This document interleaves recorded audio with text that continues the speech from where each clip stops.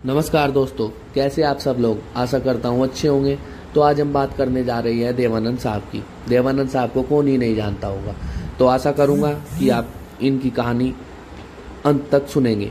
तो बात करते हैं धर्मदेव पिशोरीमल आनंद, जिनका जन्म 26 सितंबर 1923 को शकरगढ़, गुरदासपुर, पंजाब, ब्रितानी, भारत, वर्तमान पंजाब जो पाकिस्तान में है, हुआ।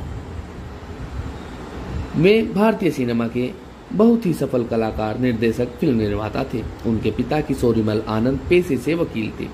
उन्होंने गवर्नमेंट कॉलेज लाहौर से अंग्रेजी साहित्य में स्नातक की डिग्री प्राप्त की। देवानंद के भाई चेतन आनंद और विजय आनंद भी भारतीय सिनेमा में सफल निर्देशक थे।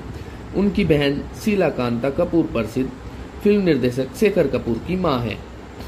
और भारतीय सरकार ने देवानंद को भारतीय सिनेमा के योगदान के लिए 2001 में पद्म भूषण और 2002 में दादा साहब फाल्के पुरस्कारों से भी सम्मानित किया था। तो बात करते हैं इनके फिल्मी सफर की। तो देवानंद काम की तलाश में मुंबई आए और उन्होंने मिलिट्री सेंसर ऑफिस में 160 रुपए प्रति माह के वेतन पर काम की शुरुआत की। शीघ्र ही उन्हें प्रभात टाकीज की एक फिल्म हम एक हैं में काम करने का मौका मिला और पूना में शूटिंग के वक्त उनकी दोस्ती अपने जमाने के सुपरस्टार गुरुदत्त से हो गई। कुछ समय बाद अशोक कुमार के द्वारा उन्हें एक फिल्म में बड़ा ब्रेक मिला। उन्हें बॉम्बे टाकीज प्रोडक्शन की फिल्म जिद्दी में मुख्य भूमिका प्राप्त हुई और इस फिल्म में उनकी सहकारा थी कामिनी कौशल। यह फिल्म रिलीज हुई और सफल हुई। देवानंद ने अपनी एक फिल्म कंपनी बनाई जिसका नाम नवकेतन रखा। इस तरह अब वो फिल्म निर्माता बन गए। देवानंद साहब ने अपने मित्र गुरुदत्त को निर्देशक के रूप में चयन किया। एक फिल्म का निर्माण किया जिसका नाम था बाजी। ये फिल्म प्रदर्शित हुई और काफी सफल हुई। इसके बाद देवानंद ने कुछ भूमिकाएं निभाई जो कुछ नकारात्मक शेड लिए थी। जब राज कपूर की आवारा प्रदर्शित हुई तब देवानंद की राही और आंधिया भी प्रदर्शित हुई। इसके बाद आई टैक्सी ड्राइवर जो हिट साबित हुई। इस फिल्म में इनके साथी थी कल्पना कार्तिक, जिन्होंने देव साहब के साथ विवाह किया और इन्हें एक पुत्र हुआ जिसका नाम सुनील आनंद रखा गया। इसके बाद उनकी कुछ फिल्में आई जैसे मुनीम जी, CID और पेइंग गेस्ट। उसके बाद तो हर नौजवान के स्टाइल का दीवाना हो गया और उनका स्टाइल अपनाने की कोशिश करने लगा। उन्होंने उस जमाने के एक और सुपरस्टार दिलीप कुमार के साथ काम किया और फिल्म का नाम रखा इंसानियत। उनको फिल्म काला पानी के लिए बेहतरीन कलाकार के लिए पुरस्कार मिला। इसके बाद उनके जीवन में सुरैया आई, जिनके साथ उन्होंने 6 फिल्मों में काम किया। एक बार देवानंद ने शूटिंग के दौरान सुरैया को पानी में डूबने से बचाया। तब से वो उन्हें प्यार करने लगी, लेकिन सुरैया की दादी धार्मिक कारणों से इनके रिश्ते के खिलाफ थी। सुरैया आजीवन कुंवारी ही रही। देवानंद ने उन्हें कभी ही समय से पहले स्वीकार किया कि वो उनसे प्यार करते थे। यदि उनकी शादी सुरैया के साथ हो गई होती तो उनका जीवन शायद कुछ और ही होता। और उनकी पहली रंगीन फिल्म प्रदर्शित हुई जिसका नाम था गाइड। ये एक मशहूर लेखक R.K. नारायण के उपन्यास पर आधारित थी, जिसका निर्माण उनके छोटे भाई विजय आनंद ने किया था। इस फिल्म में देवानंद के साथ थी वहीदा रहमान।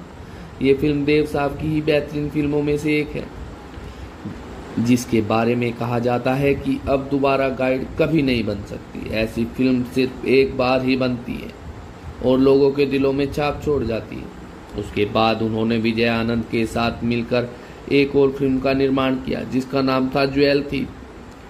इसमें उनके साथ थी वैजंती माला, तनुजा, अंजू महिंद्रू और हेलेन। इसके बाद उनकी अगली फिल्म थी जॉनी मेरा नाम, जो उस समय सफलतम फिल्मों में से एक थी, जो लोगों के दिलो दिमाग पर काफी समय तक छाई रही।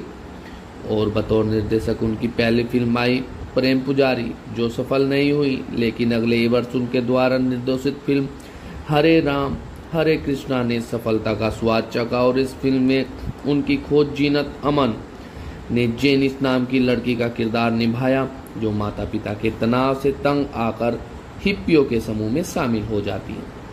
इसी वर्ष उनकी एक और फिल्म तेरे मेरे सपने प्रदर्शित हुई, जिसमें उनके साथ थी मुमताज। ये फिल्म एजे क्रेनिक के उपन्यास द सिटाडेल पर आधारित थी। इस फिल्म को उनके भाई विजय आनंद द्वारा निर्देशित किया गया था। जीनत अमान के बाद उनकी नई खोज थी टीना मुनीम, जिनके साथ उन्होंने फिल्म में देश परदेश का निर्माण किया।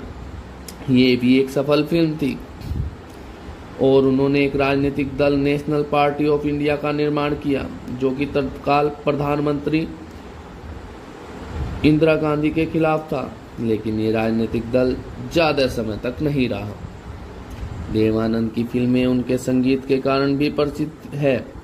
उनकी फिल्मों का संगीत आज भी लोगों को मंत्रमुग्ध करता रहता है।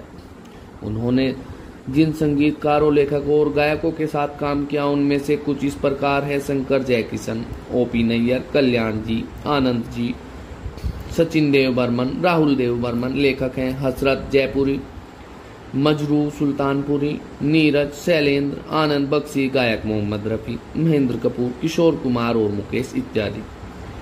सितंबर 2009 में उनकी आत्मकथा रोमांसिंग विद लाइफ उनके जन्म दिवस के अवसर पर प्रदर्शित की गई, जहां भारत के तत्कालीन प्रधानमंत्री श्री मनमोहन सिंह जी भी उपस्थित थे।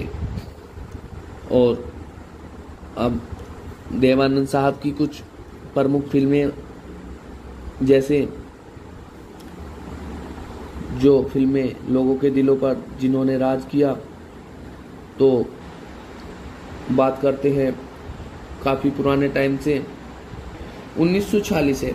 1946 में हम एक है देव साहब की फिल्म, 47 में मोहन, 47 में आगे बढ़ो, 48 में जिद्दी, 48 में विद्या, 48 में हम भी इंसान है, 49 में उधार, 49 में शायर, 49 में शायर, 49 में जीत, 50 में नीली, 50 में मधुबाला, 50 में खेल, 50 में हिंदुस्तान हमारा, और 1950 में ही दिलरुबा, 1950 में बिरहा की रात, 1950 में अफसर निराला, और 51 में स्टेज, सजा, सनम, नादान, दो सितारे, बाजी, आराम, और 1952 में जल जला, तमाशा, जाल, आंधिया, और 1953 में राही, पतिता, हमसफर, अरमान, और 1954 में कश्ती, बादबा, टैक्सी ड्राइवर, और 1955 में मिलाप, इंसानियत, हाउस नंबर 44, और 1955 में ही फरार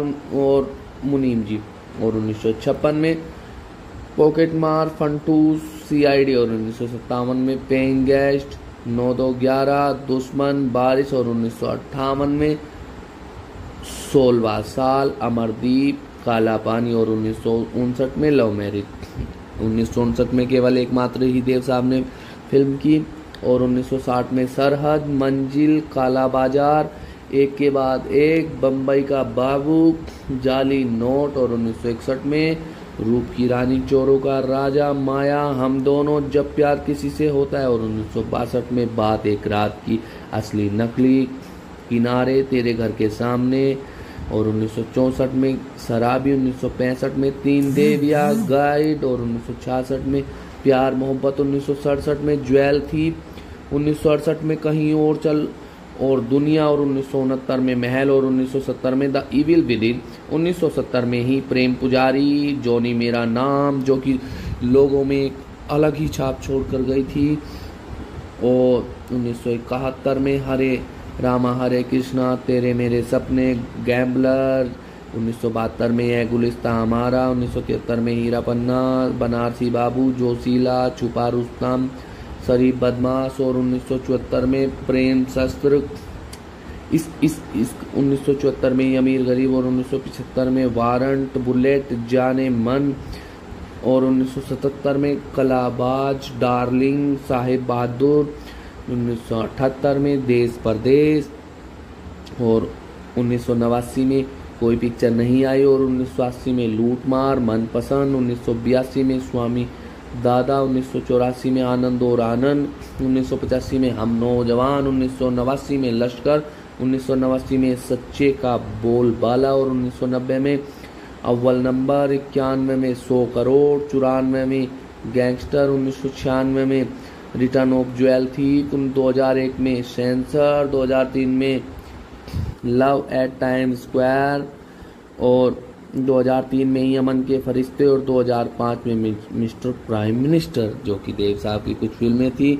जो मैंने आपको अभी बताई। और दोस्तों अब बात करते हैं कुछ फिल्में जो देव साहब ने बतौर लेखक दी। 1993 में प्यार का तराना, और 1978 में देश परदेश, जो देव साहब ने बतौर लेखक, और वर्ष 1998 में बतौर निर्माता फिल्म में 16 बरस, और 1993 में प्यार का तराना, और 1978 में देश परदेश, ये कुछ फिल्में थी जो देव साहब ने बतौर निर्माता और बतौर निर्देशक, जो कि कई फिल्में हैं, जैसे 1970 में प्रेम पुजारी, 1971 में हरे रामा हरे कृष्णा, 73 में हीरा पन्ना, 74 में इसकी 78 में देश परदेश, 80 में लूट मार, 84 में आनंद और आनंद, 85 में हम नौजवान, 89 में सच्चे बोल बाला, 90 में अव्वल नंबर, 1991 में 100 करोड़, 93 में प्यार का तराना, 94 में गैंगस्टर, 98 में मैं 16 बरस की, 2001 में सेंसर, 2003 में लव एट टाइम्स स्क्वायर, 2005 में मिनिस्टर प्राइम मिनिस्टर, ये कुछ बतौर निर्देशक देव साहब ने फिल्में की थी। और अब बात करते हैं देव साहब ने कौन कौन से पुरस्कार प्राप्त किए।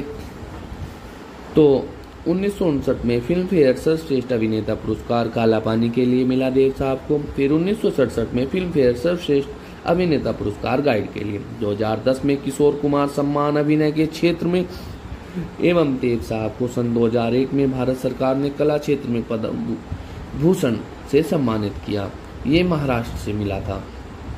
और बात करते हैं देव साहब के और कुछ किस्सों की। तो जैसा कि देव साहब लोगों के दिलों में आज भी धड़कते हैं, जो कि इनकी मौत को कई वर्ष हो चुके हैं। और देव साहब का निधन 3 दिसंबर 2011 को 88 साल की उम्र में हो गया था। और देव साहब का एक किस्सा बड़ा मशहूर है कि उनके लिए काला कोट सरकार ने बैन कर रखा था। कहा जाता है कि देव साहब काले कोट में इतने सुंदर दिखाई देते थे कि महिलाएं उनको देखकर ज़्यादा आकर्षित हो जाती थी, और कई महिलाओं ने उन्हें देखकर आत्महत्या भी कर ली थी। इसलिए देव साहब का काला कोट बैन था। और एक दौर वो भी था जब देव साहब की ओर महिलाएं इतनी आकर्षित होती थी कि महिलाएं सोते वक्त तकिए के नीचे देव साहब के फोटो को रखकर सोती थी। ये ऐसी बातें देव साहब के बारे में कही जाती हैं। इतने अपने समय के प्रचलित हीरो थे, अभिनेता थे, जो कि हर उम्र के लोगों में अपने अभिनय की छाप छोड़ कर गए। और देव साहब का एक बच्चा सुनील आनंद और इनकी पत्नी कल्पना कार्तिक, जो कि 2011 में ही जिसकी मौत हो चुकी है। और दोस्तों यही थी देव साहब की कहानी। आशा करता हूँ आपको देव साहब की कहानी जीवनी अच्छी लगी होगी, जो कि एक अपने समय के सदाबहार अभिनेता रहे और आज भी लोगों के दिलों में गूंजते हैं, लोगों के दिलों की धड़कन है। और इनके भाई भी इसी लाइन से आते हैं, निर्माता निर्देशक इनके दोनों भाई चेतन आनंद। और दोस्तों इनका अभी बंगला कुछ वर्ष पहले करीब 400 करोड़ में इनका जो पुश्तैनी बंगला इन्होंने देव सामने आकर खरीदा था, वो भी अब बिक चुका है।